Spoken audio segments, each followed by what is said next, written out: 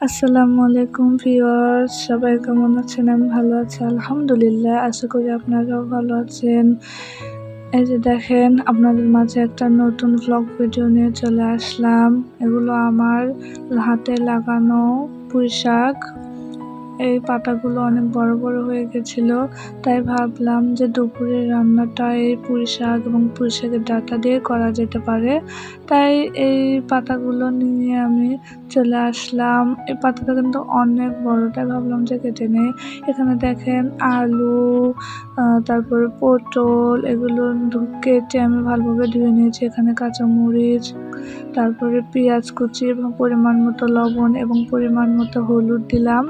দিয়ে একটু সয়াবিন তেল দিয়ে এখানে আমি একটু মেখে নেব। তরকারিটা কিন্তু যত মাখাবেন তত কিন্তু তরকারির টেস্ট আরও বেড়ে যাবে। তাই আমি একটু ভালোভাবে মেখে নিলাম। তারপর এই যে দেখেন, পুঁইশাকগুলো পাতাও নিয়েছি, ডাঁটাগুলোও ফেলে দিইনি, কিন্তু আমি ডাঁটাও নিয়েছি।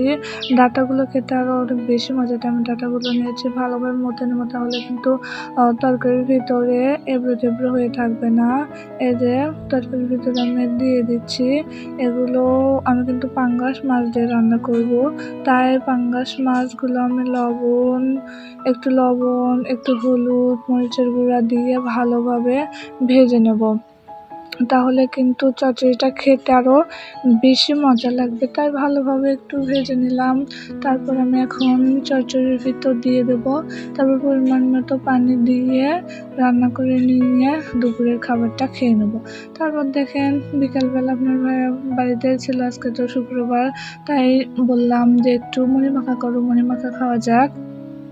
দেখেন, পেঁয়াজ কুচি, কাঁচামরিচ কুচি করে নিয়েছি। দেখেন, এতটুকু বাটিতে কখনো মুড়ি মাখা যায়, সে এতটুকু বাটি নিয়েছে। তারপর আমি বললাম যে একটু বড় বাটি নাও। তারপর এখানে বড় বাটি নিল।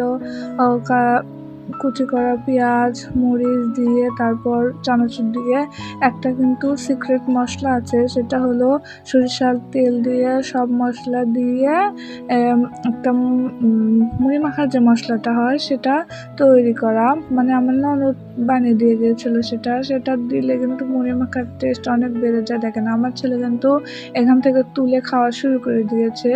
এই মুড়ি মাখাতে আমি ঝালমুড়ির যে মশলা, এটা আমার ননদ তৈরি করেছে, সেটা কিন্তু আমি দিলে কিন্তু মুড়ি মাখার ঝামেলাটা অনেক কম থাকে। তাই এভাবে মুড়ি মেখে আমি খেতে ভালোবাসি। বিকেলে ভাবলাম যে একটু বাইরে থেকে ঘুরে আসি। দেখেন, বাতাস কিন্তু একটু নেই, তাও বাচ্চারা ঘুড়ি উড়াবে। ঘুড়ি কিন্তু ছেড়ে গেছে, এটা ঠিক করতেছে, তাও ওদের ঘুড়ি উড়াতেই হবে। বাতাস নেই, তাও ঘুড়ি উড়াবে। তো আমি ভাবতেছি দেখি ওরা ঘুড়ি উড়াতে পারে কি পারে না। তো এখানে দাঁড়িয়েছিলাম, দেখেন ওরা কিন্তু ঘুড়ি কোনো মতেই ওড়াতে পারছে না। শত চেষ্টা করেও ঘুড়ি উড়াতে পারছে না। দেখেন, কতবার চেষ্টা করলো, তাও ঘুড়ি উঠতেছিলই না, বাতাসই নেই, তাহলে ঘুড়িটা উড়বে কিভাবে রে বাচ্চারা? আমি বলতেছিলাম ওদেরকে, ওরা বলতেছে না আমরা উড়াবো। দেখেন, পারতেছে না, তাও চেষ্টা করতেছে। তো সবাই ভালো থাকবেন, এবং আমার চ্যানেলে যারা নতুন তারা আমার চ্যানেলটিকে সাবস্ক্রাইব করে দেবেন এবং একটা লাইক করে পাশে থাকবেন। তো সবাইকে আল্লাহ হাফেজ, সবাই ভালো থাকবেন।